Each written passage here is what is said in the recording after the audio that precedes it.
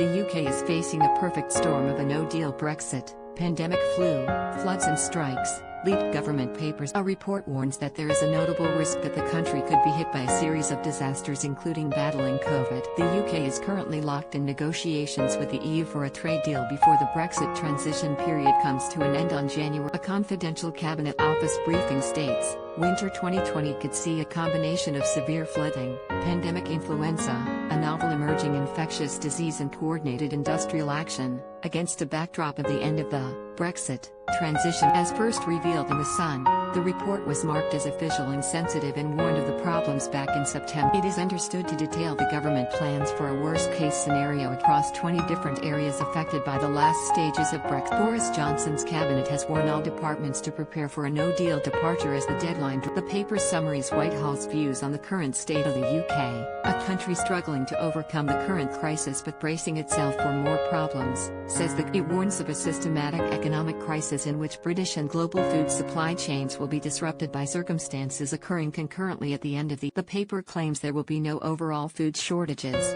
but stockpiles built in 2019 were depleted that could mean reduced availability and some fresh supplies and prices pushed up. It also warns that families on a low income will be the most at risk of going hungry if there is a no deal. The Cabinet Office said it did not comment on the contents of leaked documents, but said it was part of intensive planning to support individuals and citizens at the end of the transition. As a responsible government, we continue to make extensive preparations for a wide range of scenarios, including the reasonable worst. This is not a forecast or prediction of what will happen but rather a stretching scenario. It reflects a responsible government ensuring we are ready for all eventualities, a spokesperson. But the bleakest warnings are reserved for the health and social care sectors.